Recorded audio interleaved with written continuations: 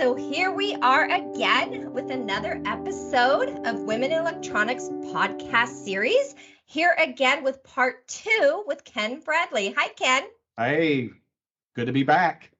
I'm so happy to have you back. I have so many things to talk to you about. In our last episode, we got kind of a good discussion going around the first question I asked you with how you got your start in the industry, and so many good nuggets came from that. So I thought, well, let's circle back around on some more in part 2. But I wanted to start out with Allied. So why did you pick Allied?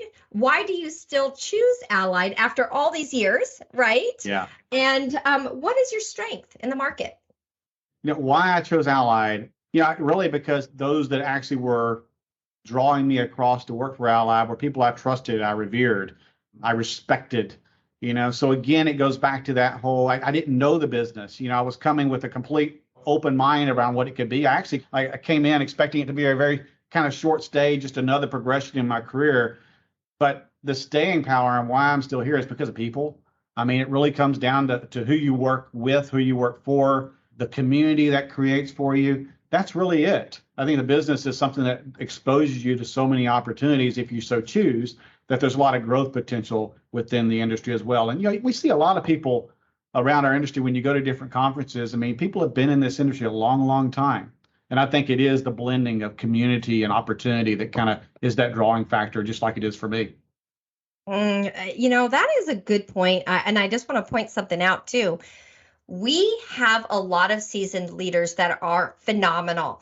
Like I would say in our industry, I don't think we always recognize it, but we have some of the best leaders across any industry. And really, we just, again, had our conference in San Diego recently, and Bill Lowe gave a whole talk about the impact of our globe on of the electronics industry on our globe and the innovation and what it means to the world. And so I would say that the leaders that we have that are seasoned, that have seen the progression of the industry, some of them were go back to Radio Road, right? Like, think about this.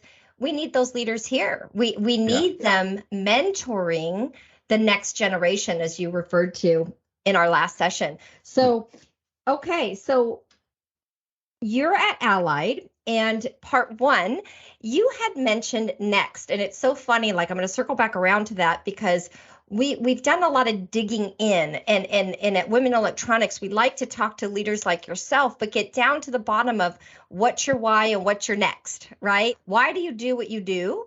And what's next after this, whether it's a next level promotion, a next level project, whatever that might be. So let me just ask you, as far as Allied is concerned, here you've been there all these years, obviously staying for a reason. What's the next? What do you envision with all your experience in the industry and where the industry is going? What's the next?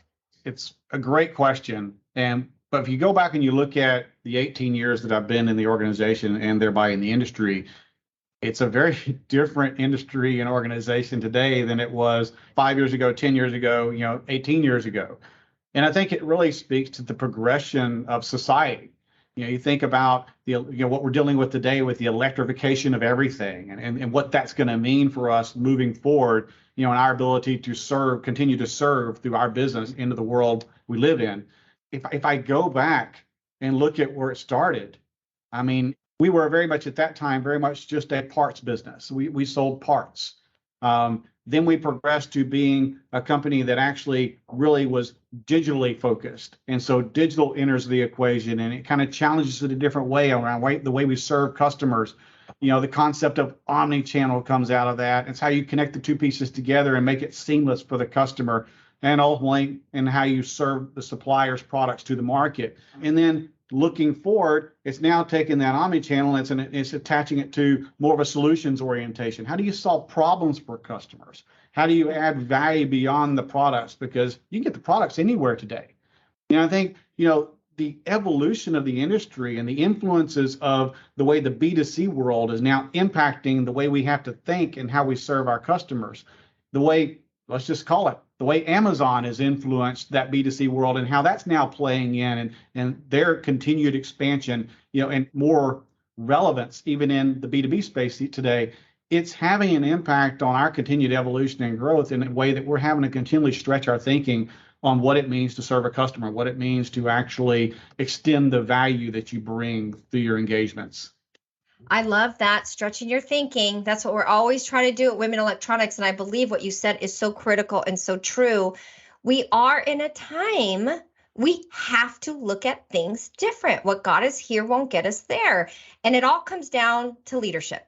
Who's at the leadership table and what is the perspective at the leadership table, right? And so this gets into, some of these next conversations. And really, so first of all, I want to start off with asking you, who were some of your mentors? So we talk about perspective, we talk about opportunities, we talk about all this, but we can't do all this alone. And we rely on people, our relationships. So tell me about your mentors.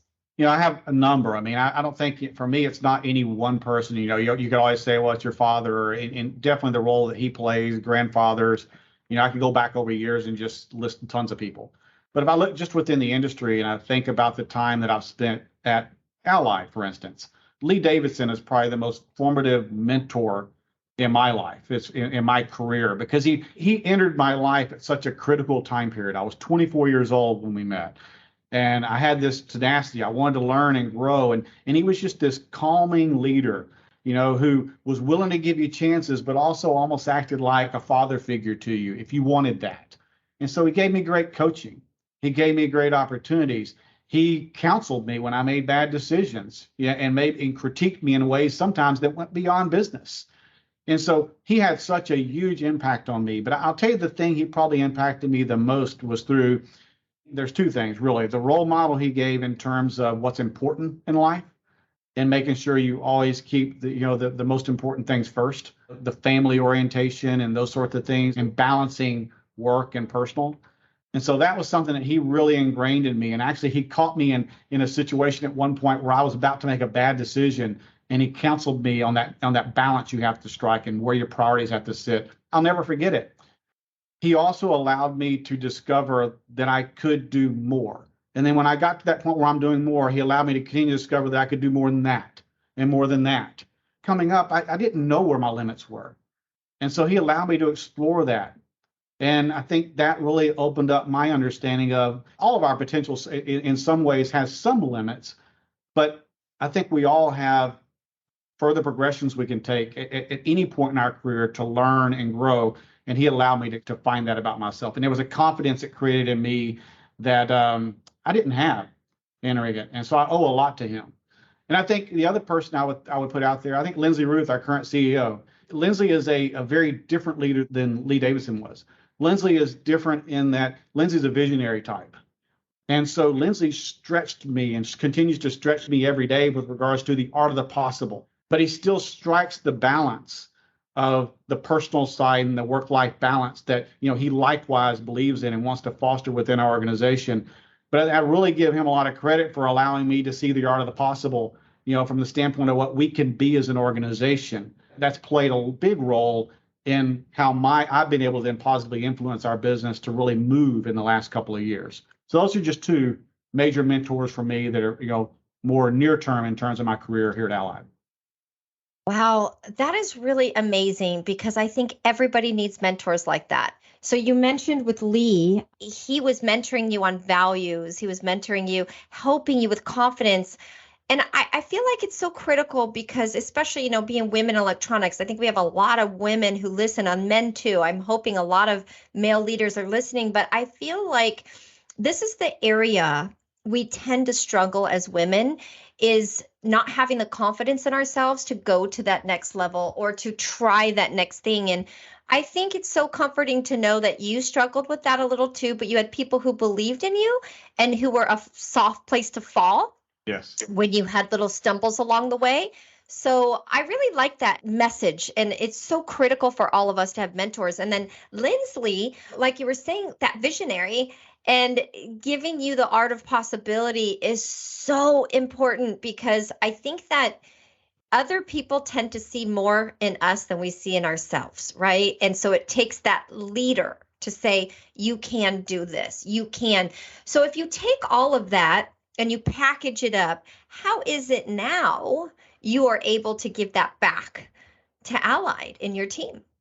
I would take with both of their gifts, both of the I would say it's the two things of the balance of kind of how people want to work and the importance of priorities in their lives. That's just at the core of who I am these days. I definitely foster that in our organization by clearly role modeling. I'm going to make those choices in the right priority order, and it translates down because people see that, and you talk about it. And I think it's kind of it sounds simple on the surface, but it's something that has to be seen and witnessed and experienced from your leaders above you before you then buy into it and carry it on in your own life. And so I have to do that. That's one thing that I'm intentional about. I'd say on the visionary side of things, Lindsay probably of both my mentors, different points in your life, you're impacted in different ways. Lindsay stretched me more in a space that wasn't natural for me, with the visionary side of things. I'm an operational type person, so I like to keep things contained, and I like to have things numbered and know the order of things.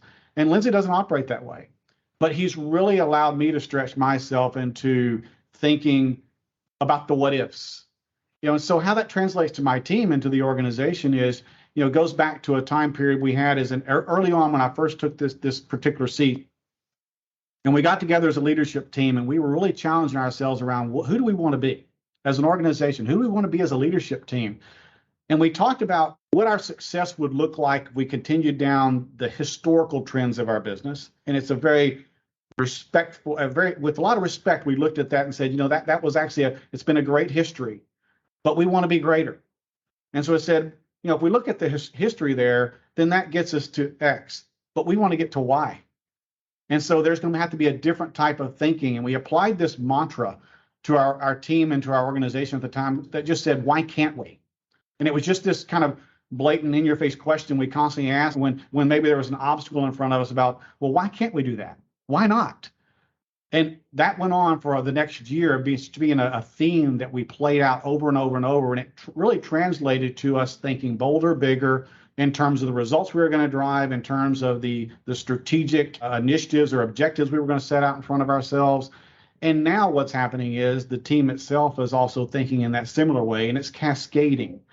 So that's probably the biggest impact of that mentorship playing itself out while still maintaining that kind of culture we want to have around the balance that you want to strike within an organization. Wow, that was really impactful. And I just have to say, that's a mindset. So, that's a growth mindset. Yes. And what that requires is empowering people to go and employ that mindset, right? Because it's the top empowering all the different levels within the organization to go and have that mindset and allow for mistakes, if we want to call them, or we would say another way of doing things, right? So that's super tricky. And I can relate to Lindsley as far as that visionary and just having that mindset of possibility. I would say that what some of my mentors and there's so many, they saw something in me that I didn't see.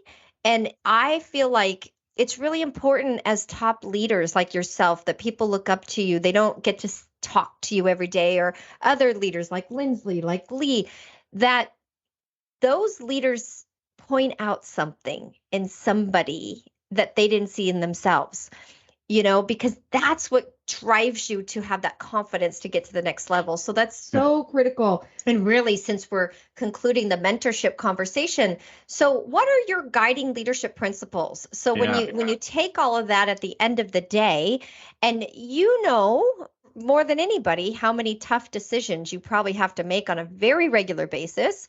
So let me turn that over to you. There's a couple things I want to get to. What are those guiding leadership principles, and how is it now more than ever that leadership table is changing and your decision-making process is changing? I have a story I tell anytime I'm asked this, and it goes back to my first leadership role here at Allied. I had one of our executive team members took me to lunch, and Just wanted to have a conversation with me. And it was really kind of his way of saying, hey, congratulations. And also then kind of putting something into my life that would help me as I stepped into this role. And so we were sitting eating, and he said, hey, I just got one kind of serious thing I want to share with you, and then let's just get to know each other a little bit more. And I said, okay. So he said, there's this one principle I would just ask for you to live by as a leader as you go forward, and it'll help you. He said, if you'll just always seek to surround yourself through hiring, through promotion, through kind of what you gather around you, to surround yourself with people that are better than you. In every area, you will thrive as a leader. But if you fail to do that, and if you feel like you need to be the empowered with the power one at the table, you'll always achieve mediocrity. I took those words and I kind of let it marinate a little bit, and it aligned with what I wanted to be as a leader, someone who empowered, but it wasn't a comfort level I'd achieved yet. I was still trying to find myself at this point. And so throughout my career, I've never forgotten that. I've repeated it so many times. As I've taken this particular role, as I've grown throughout my career, because it's been a progression to learn how to apply that coaching. But as I got into this particular seat, I knew the challenge was great. I knew that Lindsley, our board, everybody's expectations were huge for what we were going to achieve as an organization, far greater than anything we'd seen historically. And so in order to achieve that, it couldn't be just me. I didn't have all the ideas. In fact, I pale in comparison to what some of the great people we have now can actually do. And so I was intentional about with every hire I made, I tried to live out that coaching and surrounded the table with people who are just superior talents, who have knowledge that, I can't even stack up to. But through empowering them, giving them the space to kind of go and explore themselves and be able to apply that knowledge, to trip themselves up, make a mistake, but then I have the confidence they can recover from it, we've achieved something really, really special here. And I think it's that key leadership philosophy and tenet that has served me very, very well, going back to that time around that lunch table with that particular gentleman. Wow, that's a good one. That is really critical. And I would have to say, we talk at Women Electronics a lot about mentorship, sponsorship, and allies. So with women being in a minority of leadership positions in the industry, really less than 10% in decision-making roles, all the data is showing us how imperative it is to have parity at that table. But we need leaders like yourself, like Lindsley, like a lot of leaders to sponsor women, to open doors for them, to believe in them. And so what are your feelings about that? Because, this conversation is so critical, because we talk about being able to make mistakes, having the room to, bring your own thoughts to the table and do things a certain way, but be guided along the way. So what are your thoughts about that with women? Do you have something at Allied, or is that potentially why you're aligning with women in electronics? Aligning with women in electronics definitely is an indication of something we care deeply about. And if you look at my particular leadership table, it's far higher as far as the proportion of women in leadership roles, than what you might see within the industry. And I think we're making progress in the industry, but it's something you have to be really intentional about. So it has to flow through to your hiring processes. It has to flow through to the way you approach interviews, and the information you're trying to extract during those discovery sessions with people. If I think about, why it means a lot to me, I go back to when I worked in hospitals. I was surrounded by women at that point in time.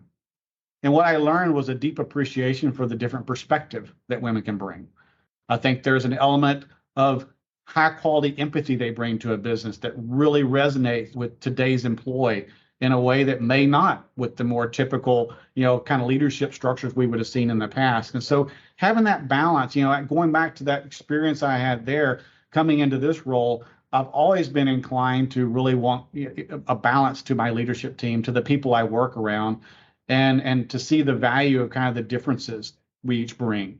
It's not just with men and women, but it's also with people who come from different ethnic backgrounds, for instance. They have different perspectives on life. They have different perspectives on what works and what doesn't. And so it's that kind of collection of different ideas that allows us to arrive at better conclusions as a business. And so we align with women in electronics, because I think you're doing something that's really kind of getting at a root opportunity for us as an industry. And we want to be a part of kind of solving for that and opening up more doors.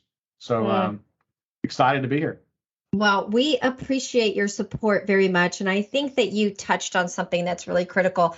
Our wheelhouse is the gender parity, but you're right, all levels of diversity, culture, socioeconomic, all Yeah, kinds of different backgrounds help us to get closer to matching what our end user looks like, right? absolutely. And being more relatable. And really, I want to touch on something as well that's really important is that growth mindset we talked about earlier, in that when we allow more diversity to the table, it's just growing the industry, not taking away, right? I really truly believe there's room for everyone. What are your thoughts on that?